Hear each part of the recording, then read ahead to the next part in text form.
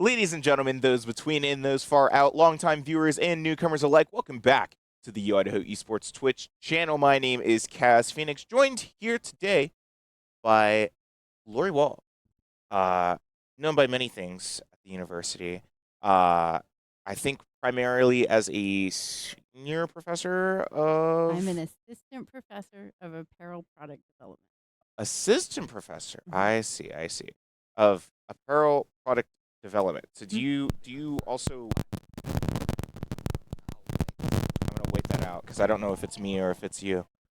I think it's me. Mike hates me today, of course. Um, so do you also help the university with like merchandise designs or something like that? Do you have any role in that whatsoever? Not officially, I not see. officially, but my students, we have done projects with the bookstore, the Vandal store in the past where we've designed and developed products for sale in there, but we haven't done anything in the past probably 3 years. Oh, well, Yeah. but still having that experience under you, I'm sure is very interesting. Like being able to like have a direct part in some of the things that students and families and such are able to buy from school. Yeah.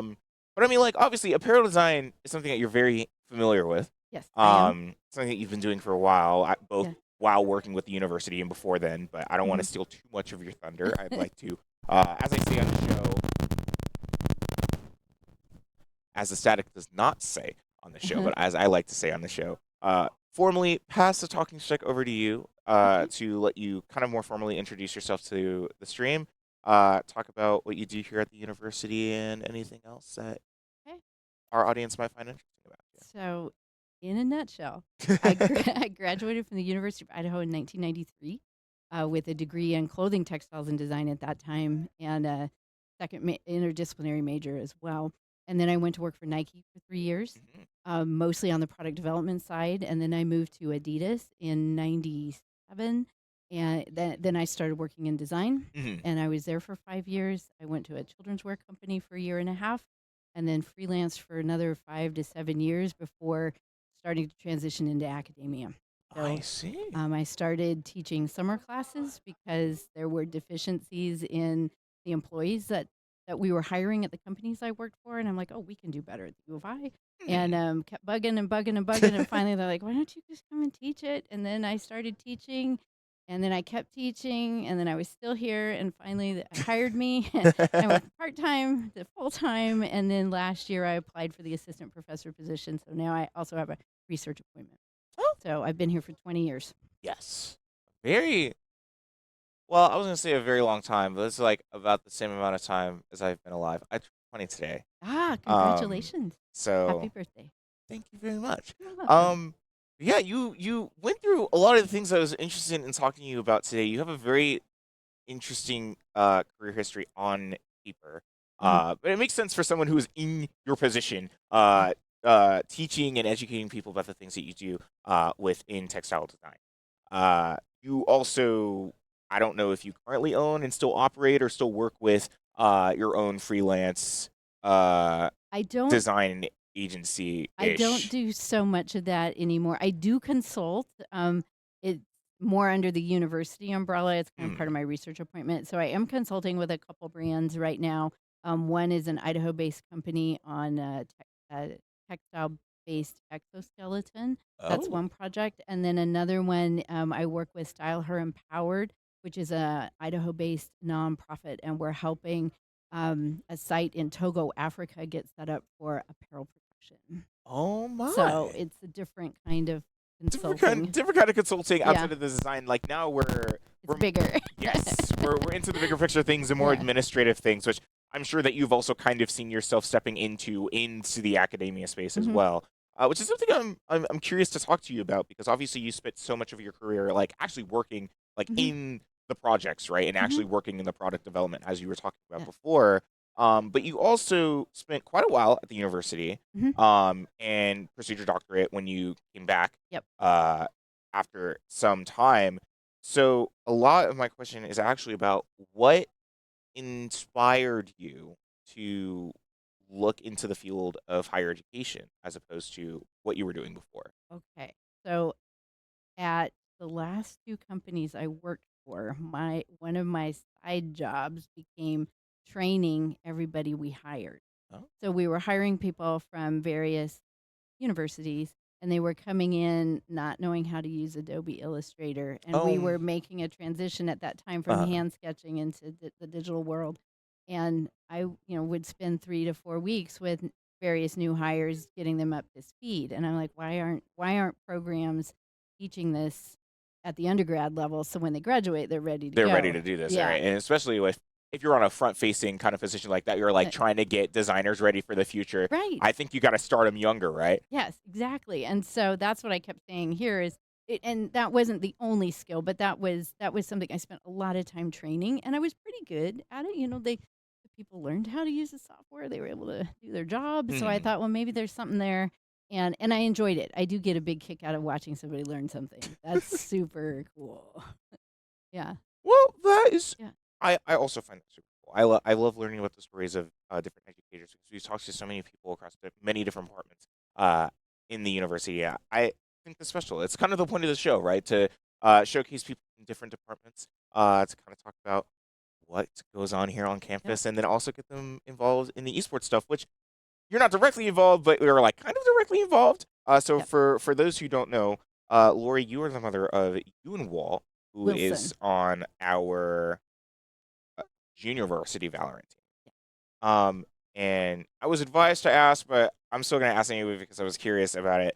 How much do you know about esports and competitive gaming? You were kind of talking about it with Wayne before the show. So about video games in general. Hmm. Yeah. I had an Atari in the 80s. So Wow. I've been involved in gaming for a long time. Prior to that, we had um, computer-based games, but Hmm. they were more like Dungeons and Dragons, where a Right. lot of it took place in your head, not actually on the computer. That was in the 70s. Hmm. But then, fast forward to the 90s when we had internet powerful enough to do online gaming, which you guys take for granted. That was like a Oh. really cool thing Oh when it yeah. finally happened. But that's when I started gaming online. Really? Mhm. What kinds of games were you interested in at the time? First person shooters, but Oh my. sniper style. I was a sniper. So Unreal Tournament. Yeah, I was in a clan Wow. for a long time. Still keep in touch with these guys. It's been That is 25, a 30 years. crazy cool Unreal Tournament. Rest in Yeah. peace. No, no, no, no, Is it no. still It is alive? still going. Ewan and I were playing last week. Really? Yeah. Wow. I thought like I know there were like newer versions Mhm. of it that came out. Mhm. But I didn't know it was still actively being supported. Were you a Yeah. Quake player at all? No, but I remember at one of the companies I worked for, the employees were playing Quake, and I was new. I'd Hmm. only been there like 6 months, and I didn't know how to ask. I want some of that. I want to be involved, and Right. I was like, I don't know what to do. And so when I was at the next company, and I saw a similar game, and it was Unreal 99, I'm like, I am not going to be shy. And I said, And it's like, I yeah, I want want to in be on this. first How on do I that. get in? And they sent me to a game store, and I got my disc, and I came back and installed it, and then I just kept going after that.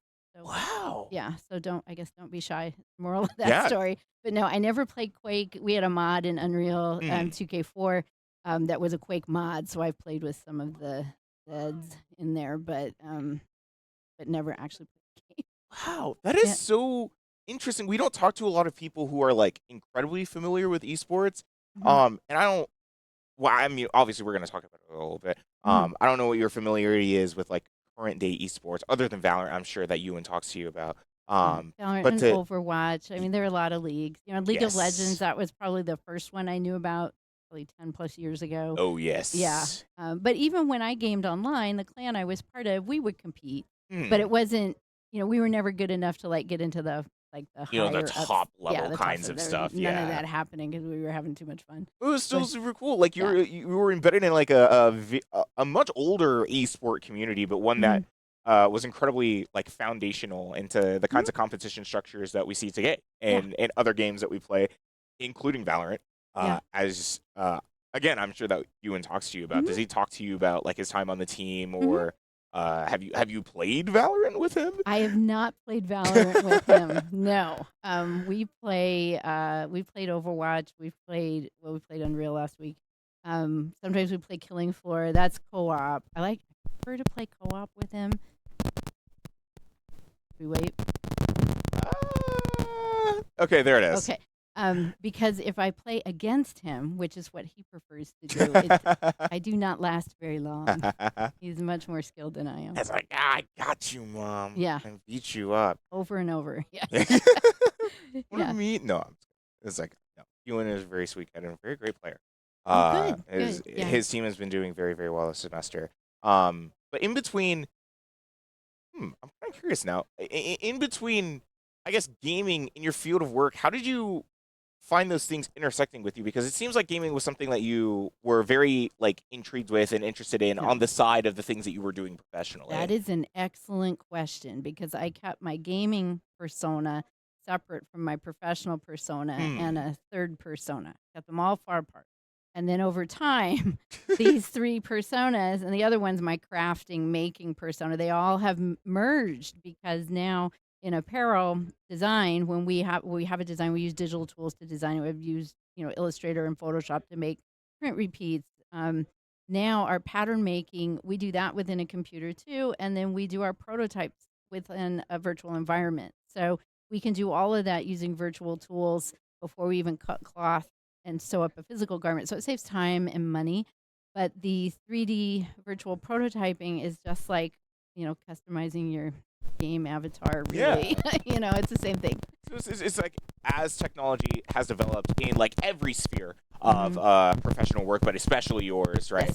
Yes. It's something that's like, oh, all these things that like I've kind of been involved with started being useful in my professional Yeah. career.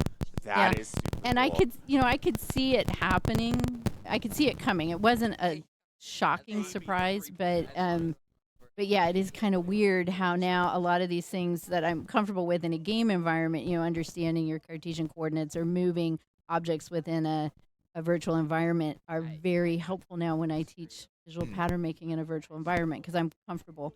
I also spent a lot of time in Second Life, a good 10 plus years in there building Wow. and creating and making. So, yeah. Yeah, I call it the original like Sims 4 of today, Yep. because obviously the Sims has been around for a while, but like Yeah. for those who don't know, Second Life is kind of like The Sims but online in a very like different interactive It community. was a huge open world, just huge, Yes. and people made games in there. They made learning experiences in there. I was a part of a very large educational community in there, but it was really, if you paid for it, it was a giant sandbox. Essentially, you could do Wow. whatever you wanted. Did That you was pay for it? no the university Oh at the wow. time. Technology First Yeah, University. Uh well, Lori, it was a super fun time getting to talk to you and meet you today. I apologize that I not get to talk to or get to talk about everything that I wanted to, but I hope it's that you will entertain me for a little bit after the interview. So I can absolutely. continue picking your brain about some stuff because this is super, super fun.